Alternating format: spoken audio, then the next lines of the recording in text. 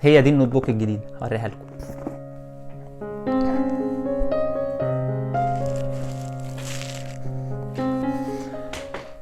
مش مصدق ان انا رجعت اعمل حلقه جديده.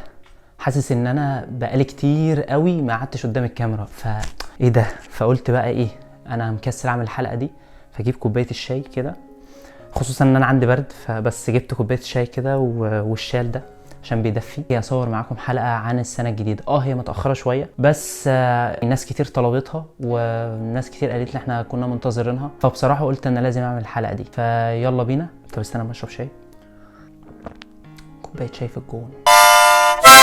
ازيكم يا جماعه؟ اتمنى تكونوا بخير وصحه وسعاده. اتمنى السنه الجديده تكون افضل وتكون افضل من اي سنه فاتت، الحياه تصالحكم فيها وتبقوا مبسوطين طول الوقت. انا مبسوط جدا ان انا بصور الحلقه دي الحقيقه. حاسس ان انا بقالي كتير ما صورتش، وان انا مفتقد جدا التصوير عموما. لكن دايما انا بحب اعمل الفيديو ده في بدايه السنه، ان انا مثلا افكر نفسي طول الوقت باهدافي واشوف انا وصلت لحد فين، حققت منها ايه. يعني ممكن اكون بعمله عشان نفسي اكتر ما ببقى عامله عشانكم. يعني اهدافي مش بيبقى فيها الحاجه اللي تخلي كل الناس حابه تتفرج عليها. اهدافي بسيطه جدا زي معظم الناس، ولكن انا بحب اشاركها معاكم عشان انا بحب اشارك معاكم كل حاجه، عشان نفسي انا اشوف انا كنت فين وبقيت فين دلوقتي، اقارن نفسي انا كنت فين قبل كده وانا فين دلوقتي. وده بصراحه بيساعدني جدا، خصوصا لما بصيت على فيديو اهداف السنه اللي فاتت. يعني هنتكلم عنه بعد كده. خلوني بس اقول لكم الحلقه هتمشي ازاي. كالعاده انا كنت المفروض اعمل حلقتين، حبيت اعمل كل ده في حلقه واحده. ان انا اعمل اتعلمت ايه من سنه 2022 زي ما كنت قلت لكم قبل كده، في سنه 2021 اتعلمت ايه كمان، ايه الاهداف اللي حققتها في 2022 من الاهداف اللي انا كنت قايلها في بدايه السنه. اخيرا هشارككم بعض الاهداف من 2023، لان مش كل الاهداف ينفع اشاركها، ومش كل الاهداف هعرف اصلا اشاركها، لان في حاجات يعني بيرسونال قوي وكده. بس انا هشارك معاكم الحاجات اللي انا ينفع اشاركها معاكم. يمكن يمكن يكون مفيده لحد او حد يحب يتفرج على الحاجات دي. يعني اول حاجه اتعلمتها في 2022 هو انك تستاهل تكون سعيد.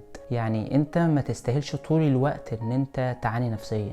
مش دايما، يعني في حاجه اتعلمتها مؤخرا، مش دايما لازم تكون فرحان او حزين، في حاجه هي العادي. ما تقصوش على نفسك طول الوقت انك انت ما تستاهلش الحاجه الكويسه. ده مش معناه ان انت اناني، ولكن معناها ان انت تستاهل الافضل طول الوقت. انت تستاهل احسن حاجه في الدنيا. خلي ده في قرار نفسك، انت كويس. يعني مش عايز اكون من الناس اللي هي بتتكلم في السيلف اويرنس والحاجات دي، او انا مش موتيفيشن سبيكر او حاجه زي كده، ولكن الموضوع ملوش علاقه بالانانيه. بس خليك في قرار نفسك دايما انك تستاهل تكون سعيد. الحاجه التانية اللي اتعلمتها، شايف دبانه فظيعه. الحاجه التانية اللي اتعلمتها، انت من حقك ان انت تقول لا. اتعلم تقول لا امتى. ده المهم. يعني اتعلم امتى تخوض الصراع بتاعك او تخوض معركه. يعني في حاجه اتعلمتها مهمه، هي ما تخوضش معركه مش بتاعتك، ما تدخلش في صراع هو مش بتاعك. كان في حد قريب مني بيقول لي دايما، بيقول انا بحب بيت لمحمود درويش قوي، وهو انا ملك الصدى لا عرش لي الا الهوامش. ما تدخلش صراع حد دخله قبل كده وكان النتيجه فاشله. يعني قول لا، ولكن في الحاجه اللي انت لازم تقول فيها لا. ما تجيش على نفسك. ده اللي اقصده. رقم 3 هو ان انت تقدر تعيش مع اضطراباتك النفسية او طفولتك الصعبة، وهي مش محور لحياتك بعد كده، وهي مش هتحدد اختياراتك بعد كده. انت اللي بتحدد اختياراتك بعد كده في العمر اللي انت فيه. ففيه لحظات من حياتك ما ترميهاش على طفولتك اللي انت مش حاببها. رقم 5 تقريبا هي ان انت تتعلم من اخطائك وتكتبها. اكتب الحاجه اللي وجعتك، اكتب الحزن اللي انت مريت بيه، اكتبه عشان تتعلم منه، اكتبه عشان انت شايف ان انت اتعلمت في الموقف ده. رقم 6 وهي حاجه مهمه جدا، ما تقارنش نفسك بحد. ما تقارنش نفسك بحد تحت اي ظرف. ما تبصش لغيرك هو وصل لايه او عمل ايه، بص لنفسك انت. ما تقارنش نفسك بحد احسن منك او مش احسن منك. قارن نفسك بنفسك، انت كنت فين قبل كده وحاليا دلوقتي بقيت فين. هترتاح جدا نفسيا وانس ان انت خدت القرار ده. انا مش هقارن نفسي بحد، انا ماليش دعوه بحد. رقم 6 الحزن على حاجة مش بإيدك تغيرها مش هيعمل أي حاجة. الحاجات اللي مش بإيدك مش لازم تفكر فيها خلاص. يعني غلاء الأسعار والحاجات دي كلها هي مش بإيدك. أكت على الحاجة اللي في إيدك. في حاجات بإيد ربنا سبحانه وتعالى، فمش لازم تكون ساخط على الحاجة عشان أنت مش هتشوف الجمال اللي في إيدك لو أنت ساخط على حاجات كتير قوي. لا، بص للجمال اللي في إيدك، بص للحاجة اللي هي في إيدك دلوقتي فهتكون مبسوط. بص لشغلك ان أنت شغال كويس، بص لحياتك ان انت حياتك كويسه، بص لاسرتك ان هم متماسكين، بص لحاجات كتير قوي، بص ان ربنا سترك في حاجات كتير قوي ممكن تبص عليها فيها وما تكونش ساخط على حاجه مش معاك. وتاكد تماما ان المشاكل والصراعات، كان دايما في حد بيقول لي المشاكل والصراعات هي اللي بتخلينا ننضج. اخر حاجتين هي اختار دايرتك بعنايه، اختار الناس اللي انت بتمشي معاهم وبتقعد معاهم. الناس دي هي اللي هتوريك انت هتبقى فين بعد كده. صدقني لو انت مع ناس شبهك او مع ناس على الاقل بتفكر تفكير مختلف. كمان اخيرا كتابه المذكرات يا جماعه بتساعدك على فهم شعورك تجاه المواقف. هل الموقف ده يستاهل ولا لا؟ لما بتكتب الموقف او شعورك على ورق بيبسط لك الموضوع قوي ويخليك تقول انا مش يعني الموضوع مش كبير للدرجه دي، الموضوع اسهل من كده. يخليك تعرف تحلل شخصيتك اكتر وتفهم نفسك اكتر. يلا بينا اقول لكم ايه الاهداف اللي انا حققتها السنه اللي فاتت. اول حاجه، لو انت ما شفتش فيديو السنه اللي فاتت هسيبه لك تحت في الديسكربشن بوكس، عشان هو هيعرفك ازاي تكتب اهدافك، فهسيبه لكم تحت في الديسكربشن بوكس. وكمان هتعرف الاهداف بتاعتي كامله كلها. يعني انا هقول لكم الحاجات اللي انا هينفع اشيرها وان انا فعلا حققتها. اول حاجه، كنت انا قلت لكم ان انا حابب ان انا اتعلم لغه جديده. انا بالفعل بتعلم حاليا لغه جديده، بتعلم جيرمان. هو مستوايا مش احسن حاجه، هو ضعيف جدا، ولكن ستيل انا بحاول، وفتح لي خطط كتير ممكن اعملها. وهحاول ابقى اعمل لكم فيديو عن تجربتي مع الجيرمان، بس مش دلوقتي خالص، شويه كده بس على ما احس ان انا كويس الى حد ما. اتعلمت كمان اظبط وقتي جدا، خصوصا ان انا شغلي بياخد وقت كتير جدا، فتعلمت مؤخرا ان انا ابالانس الوقت بين مذاكرتي وبين الكورسز فتعلمت كويس ازاي اظبط وقتي يعني بطريقه كويسه. رقم 3، انا كنت متارجت ان انا اقرا في مجالات معينه زي علم النفس مثلا، وبالفعل انا قرات في مجالات جديده زي علم النفس، وبالفعل عملت فيديو عنه، ممكن اسيبه لكم برده تحت في الديسكربشن بوكس لو حابين تشوفوا او تقراوا في يعني في مبادئ علم النفس. كمان انا كنت قايل ان انا هحب اسمع كتب صوتيه. ما سمعت بعض الكتب ولكن ما كانش كتير، بس هي كانت تجربه ممتعه جدا، ولكن انا اللي ما كانش عندي وقت ان انا اسمع كتب صوتيه كتير، خصوصا انا ما كنتش بقضي وقت مؤخرا في المواصلات كتير. يعني كمان حاجه مهمه قوي، كان من اهدافي ان انا اروح اماكن جديده، وبالفعل رحت وزرت اماكن كتير جديده، ولكن سبيشالي يعني رحت سانت كاترين، وده كان مهم عندي ان اروح سانت كاترين يعني. وجات الصدفه ان انا رحت يوم عيد ميلادي، يعني ليله عيد ميلادي، رحت اخر ليله في السنه، وكانت تجربه ممتعه. انتظروا الفلوج هيبقى كويس، يعني هشاركه معاكم وهشارك معاكم الاكسبيرينس كامله. كانت تجربه ممتعه، وكان جزء من اهدافي تحول الى حقيقه. يعني كمان يا جماعه انا حابب اعترف بحاجه مهمه، هي ان انا فشلت في ايه؟ فشلت ان انا انزل 100 فيديو عندي على الشانل. للاسف السنه دي كان فيها تخبطات كتير في حياتي، كان فيها كام دروب كده، ولكن يعني انا ممتن لكل لحظه في السنه انا اتعلمت فيها كتير. بالنسبه ان انا ما نزلتش 100 فيديو، في حاجات كتير كانت واخده وقت، ولكن انا هحاول الفتره اللي جايه ان انا انزل اكبر عدد من الفيديوهات. في ناس كتير بتبعت لي على انستجرام، في ناس بتبعت لي فيسبوك، ده غصب عني، انا بعتذر جدا والله. يعني من اسعد لحظات حياتي لما بابلود فيديو واشوف الكومنتات بتاعتكم، فاتمنى تسامحوني، وانا هحاول اصلح ده الفتره اللي جايه. ولكن انا حابب اكون ممتن لحاجه، اهم حاجه في السنه دي ان انا نفسيتي بقت احسن، عرفت اهتم ازاي بصحتي النفسيه. لكن انا دايما هابريشيت الوقت والجهد اللي انا ببذله في الحاجه. انا طول الوقت كنت ساخط على نفسي وكنت بجلد ذاتي بشكل مرعب، ده الكلام بقوله لنفسي قبل ما بقوله لك. فبالفعل هو السنه دي من اكتر السنين اللي انا فهمت نفسي فيها اكتر. خلوني اقول لكم بقى ايه هي اهدافي ل 2023.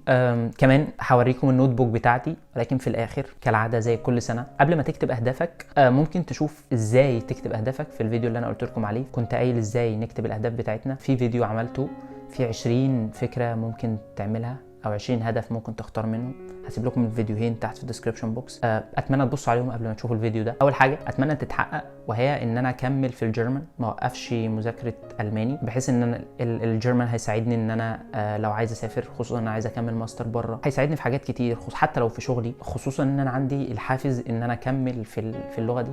بس هي صعبه شويه، لكن anyway يعني I should give a try مش اكتر. يعني بما اني لسه سايب الشغل في المجال اللي انا كنت فيه وبشتغل في مجالي الاساسي اللي هو الفاينانس، فحابب ان انا اطور نفسي اكتر في المجال ده، خصوصا ان انا كنت بفايت طول الوقت ان انا ارجع لمجال دراستي يعني. فحابب ان انا اخد كورسز وانمي نفسي اكتر في الحاجه دي، عشان ده الكارير بتاعي وده اللي هيفضل معايا طول الوقت. رقم 3، حابب ان انا احدد اهم 5 مشاكل في حياتي، احط 5 مشاكل كده، لو في حياتي 5 مشاكل فعلا تستاهل، واحاول اشوف لهم حل بحيث ان انا ما افكرش فيهم. كمان مهم الجانب الصحي بالنسبه لي، انزل الجيم، خصوصا ان انا بقالي فتره بعيد، فحابب ان انا ارجع انزل الجيم كده واهتم بصحتي. كمان من الاهداف القرائيه طبعا على الاقل اقرا كل اسبوع كتاب واعمل لكم ريفيو عنه على الاقل يعني. سبيشالي بقى في اعمال لازم خلاص اقراها، زي الاخوه كرامازوف كنت باجلها طول الوقت، وزي انا كارنينا كنت برضو باجلها، واسم الورده عايز اقراها للمره الثانيه يعني بعد 3 أعوام. حان الوقت ان انا اتكلم عن اسم الورده. كمان يعني هحاول اعمل حاجه، وهي ان اقتصد ماليا جدا، لان انا بصراحه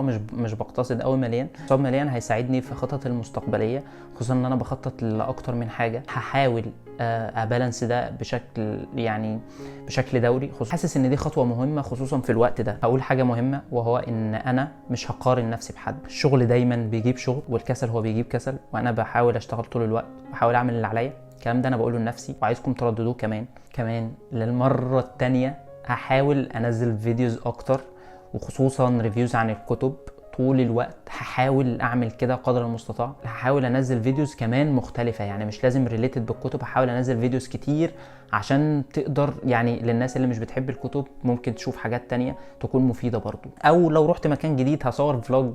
يعني الفلوج مش بيكون احسن حاجة، ولكن انا بحب اشارككم لحظات حلوة انا بعيشها. يعني انا حابب اقول حاجة مهمة يا جماعة، مش لازم تعمل اهداف كتير. انا في اهداف ما قلتهاش، ولكن مش لازم تعمل اهداف كتير، ولكن ممكن تعمل هدف واحد وتشتغل عليه سنة كاملة، يكون هو الهدف فعلا اللي انت محتاجه بس.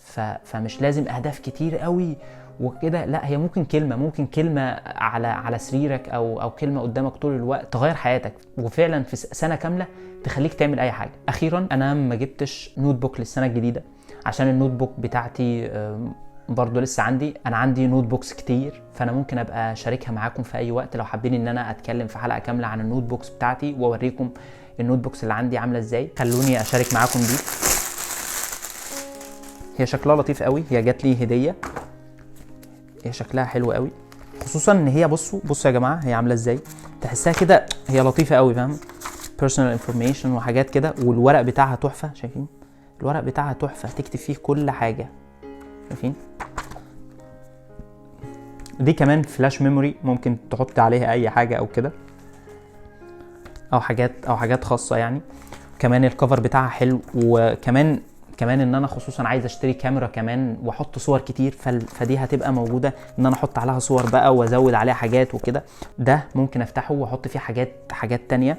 ودي كمان ممكن احط حاجات هنا، وممكن يعني شكلها لطيف ومختلفه عن اي نوت بوك انا جبتها قبل كده. ده القلم بتاعها، فاعتقد ان هي هتبقى لطيفه بالنسبه لي. احط فيها صور كتير، خصوصا ان انا عايز اشتري، استنى لما احط القلم بتاعها بقى كده، خصوصا ان انا عايز اشتري كاميرا فيلم كده واصور صور كتير، عشان الناس يعني لو حد متابعنا على الانستجرام هيشوف ان انا بحب التصوير وكده.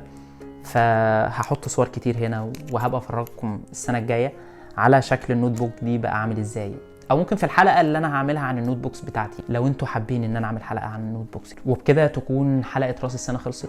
اتمنى تكون الحلقه عجبتكم. ما تنسوش لو عجبكم الفيديو تعملوا لايك وشير وسبسكرايب، وتستنوني في الحلقه اللي جايه. سلام.